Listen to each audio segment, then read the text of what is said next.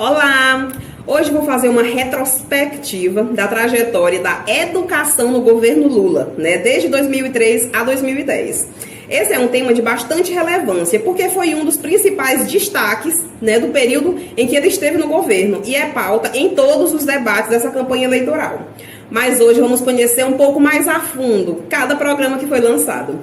Primeiro, é importante falar que, em 2003, quando Lula foi eleito pela primeira vez como presidente do Brasil, ele já tinha tentado 3 vezes a candidatura a presidente, A primeira vez ele concorreu com Fernando Collor de Mello, perdeu. A segunda tentativa foi com Fernando Henrique Cardoso, perdeu novamente. A terceira tentativa foi com Fernando Henrique Cardoso, perdeu novamente. E a quarta tentativa foi com José Serra, que ele foi o vencedor, Porém, durante essa trajetória, essas tentativas, o Lula ele foi mudando bastante, também para se adaptar, para se adequar, na postura de candidato. E para vencer nessa quarta tentativa, ele teve que investir muito na preparação de marketing, São os famosos marqueteiros. Inclusive, foi nesse período que o marqueteiro criou o tão conhecido Lulinha, Paz e Amor, que hoje está muito em alta novamente, mas isso aí, é antigo, viu? Porque até então o Lula ele tinha um discurso muito agressivo, muito raivoso, principalmente contra a iniciativa privada. E isso fazia com que ele perdesse muitos votos. Então, nesse período, para ele poder ganhar as eleições, ele aderiu ao Lulinha, Paz e Amor, vinha até de vermelho para combinar. Então, ele mudou muito a maneira de se vestir, passou a fazer a barba diferente e também teve que mudar o seu discurso para poder conseguir o carisma dos eleitores, Nessa época, ele fazia muitas promessas de campanha, entre elas, ele fez muitas relacionadas a melhorias na educação. Além disso, ele teve que fazer muitas alianças políticas, inclusive com a iniciativa privada, E é aí que começa o BO, porque quando o candidato faz alianças, ele já entra em dívida com outras pessoas. E geralmente essas dívidas são pagas com o quê? Cargos públicos, facilidades, concessões de privilégios, benefícios, enfim. E é importante dizer também que até então nunca tinha existido nenhum tipo de escândalo, de escândalo de corrupção contra o PT. Outros partidos já tinham tido alguma coisa, mas o PT não estava envolvido em nada, se mantinha íntegro, E também, quando o Lula assumiu o poder, o Brasil ele passava por uma crise econômica que tinha sido deixado por Fernando Henrique Cardoso, que ele até chamava de herança maldita, que o Fernando tinha deixado para ele. Bem, assim que Lula assumiu o cargo em 2003, o primeiro-ministro dele foi Cristóvão Buarque, Foi ele quem criou, inclusive, o Bolsa Escola em 1995, quando ele foi governador do Distrito Federal. Porém, nesse mesmo ano, o PT fez cortes muito radicais na pasta da educação.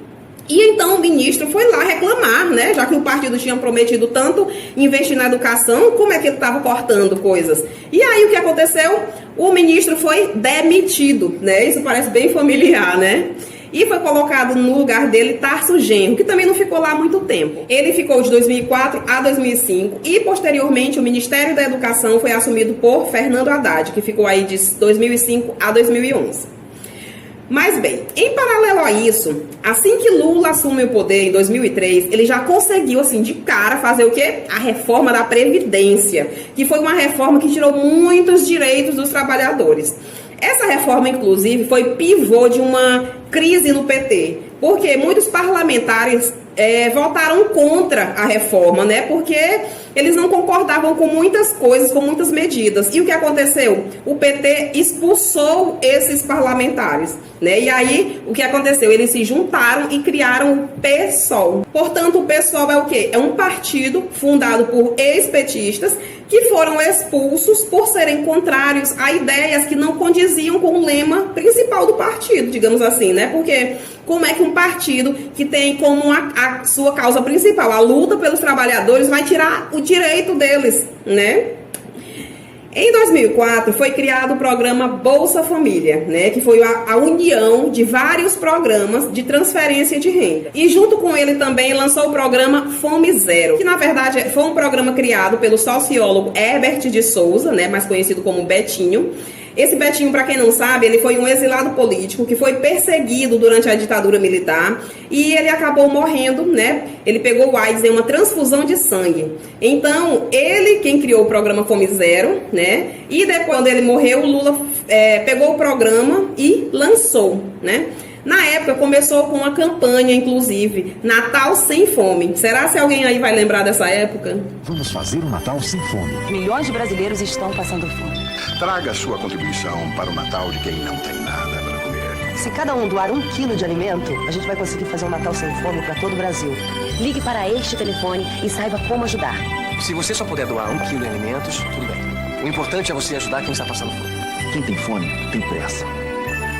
Então, o fato é que, ao lançar o programa Bolsa Família, que foi a união de vários programas, né, houve uma perda, né, digamos assim, porque existiam vários programas, digamos, o programa para alimentação, outro para gás, outro para isso, para aquilo. Ele pegou todos esses programas e juntou num só. Então, é óbvio que o valor que as pessoas recebiam era um valor menor, né? Então, assim, existia sim uma ajuda, porém era uma ajuda muito limitada, que ajudava as famílias, mas que era o mínimo do mínimo, né? Tirava as pessoas da miséria extrema, mas não dava dignidade para as famílias, né?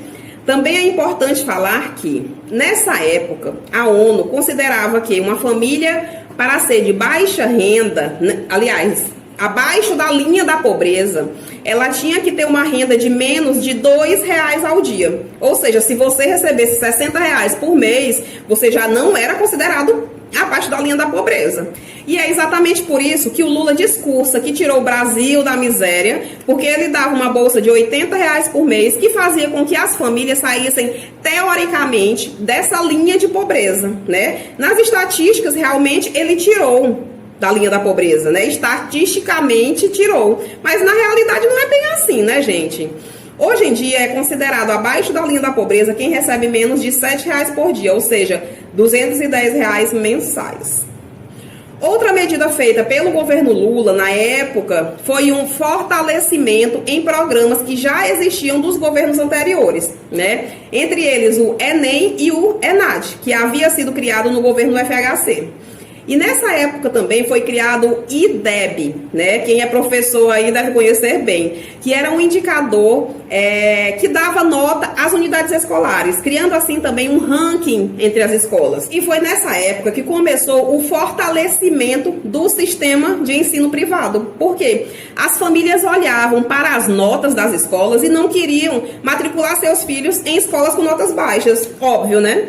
Então, o que acabou levando o crescimento do sistema privado. Todo mundo correu para as escolas particulares. Então, essa medida acabou ocasionando um impacto muito grande, uma divisão entre o sistema público e o sistema privado, né? O público ficou sendo como visto o ensino fraco, o ensino ruim, e o privado ficou sendo como o melhor, né? O de melhor qualidade. E vamos combinar que é assim até hoje, né, gente?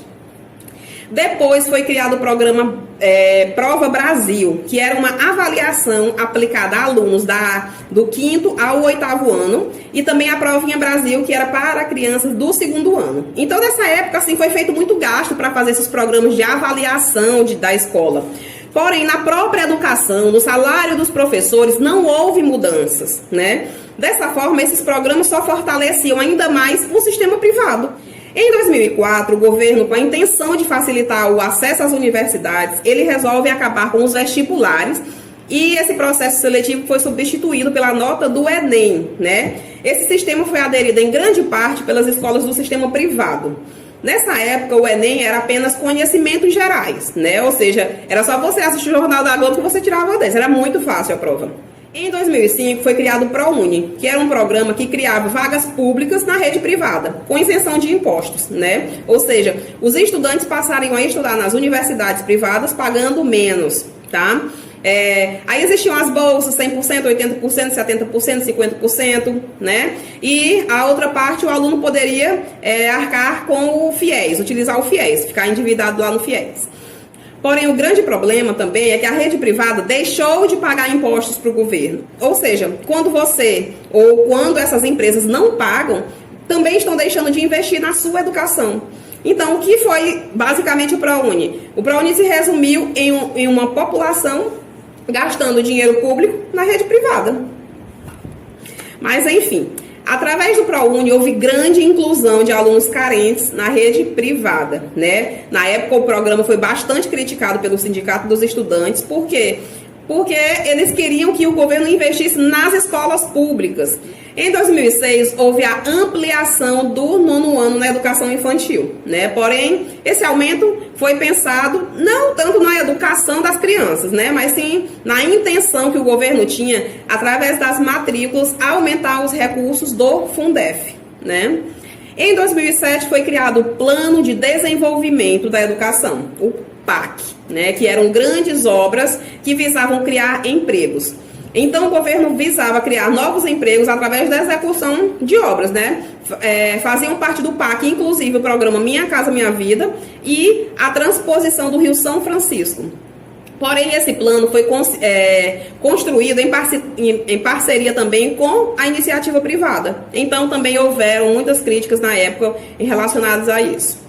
Nesse mesmo ano, em 2007, foi criado também o REUNI, que é um programa de ampliação e expansão das universidades federais, né? Porque o que aconteceu? Durante todo esse período, né, desde o início do governo, as universidades federais estavam totalmente abandonadas, né? O governo fazia muitos programas, porém nenhum voltado para a rede pública. E com isso foram anos terríveis para o ensino público, que na verdade já vinha desde o FHC, né?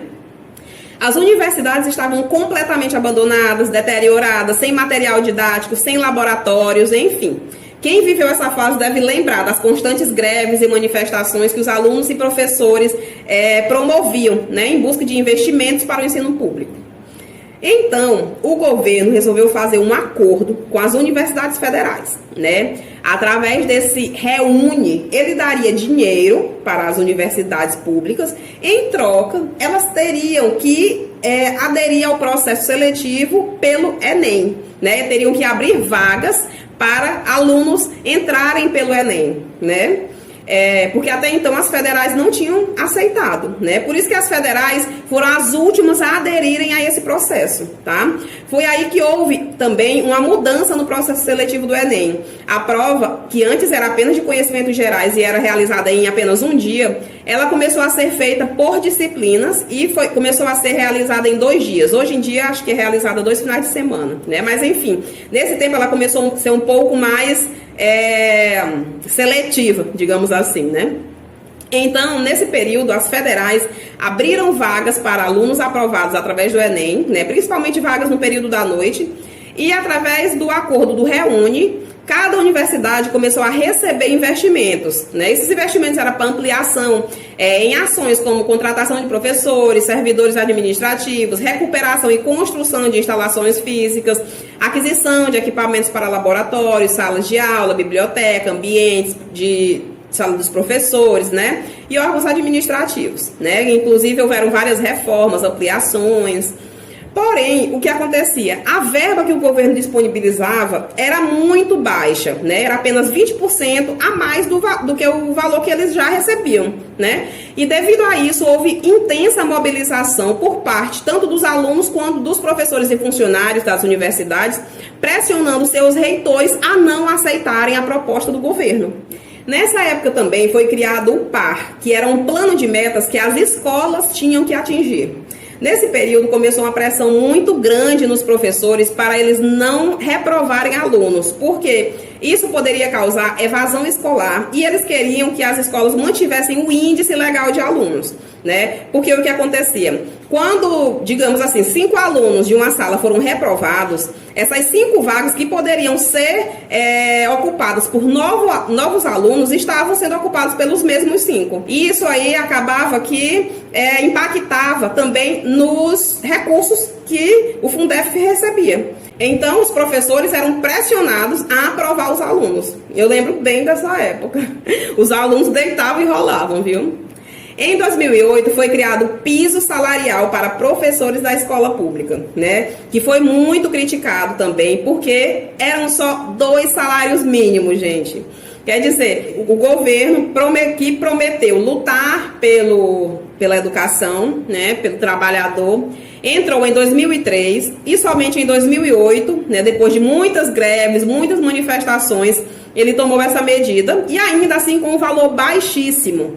E por que o governo estipulou um valor tão baixo como o piso salarial? Porque o salário de boa parte dos professores do ensino fundamental eram financiados com recursos do Fundef, né? O Fundef tinha lá seu dinheiro, eles pegavam o dinheiro, dividiam igualmente entre as cidades, e cada cidade se virava com o dinheiro que recebeu para pagar seus professores, né? Se ele aumentasse muito o piso salarial dos professores, talvez aquele dinheiro que as cidades recebiam não desse para pagar o salário de todo mundo, né? Então, quem iria ter que pagar, que cobrir com esse gasto? A União. E o que o governo não queria era que a União tirasse dinheiro do bolso para arcar com esses custos. Em 2009, o Lula fechou esse conjunto de reformas com a criação do SISU, onde através da sua nota do Enem, você iria ver em qual curso lá você conseguiria passar. Por exemplo, tirou 5, vamos ver qual é a nota que dá 5 aqui, que dá para mim entrar, qual o curso que dá para eu entrar. E aí começou também um grande deslocamento de jovens entre cidades e estados, porque muitas vezes aquela nota não dava para o jovem passar na sua própria cidade ou em cidades próximas, então às vezes passava lá no Tocantins, né? Passava lá no Rio Grande do Sul, né? E ele tinha que se mudar, gastar com transporte, gastar com alimentação, com moradia. E também foi criado uma bolsa, né, para ajuda de custos para esses estudantes. Então aí fechou o ciclo educacional da era Lula, né? Depois entrou a Dilma, mas aí já é assunto para outro vídeo. Hoje em dia, a população de baixa renda está muito bem melhor representada nos cursos de ensino superior, e isso é inegável. Em contrapartida, grande parte, né, grande maioria dessas vagas que foram abertas ficaram restritas a cursos de menor prestígio. Ainda existe muita coisa que poderia ser dita aqui, mas vai ficar para outro vídeo. Então, concluindo, eu não vou finalizar esse vídeo dando a minha opinião, porque o propósito do vídeo é meramente informativo. Mas é importante que haja uma reflexão sobre todas essas informações. E mais uma vez eu afirmo a importância de buscar por informações mais profundas sobre os fatos, né? Não sejam pessoas rasas de conhecimento superficial, né? Aquele que se baseia em noticiazinha de jornal nacional. Busquem saber o que aconteceu no seu país, né? Isso não só para eleições, mas para a vida. Politize-se. Obrigado por assistir esse vídeo até o final e até mais.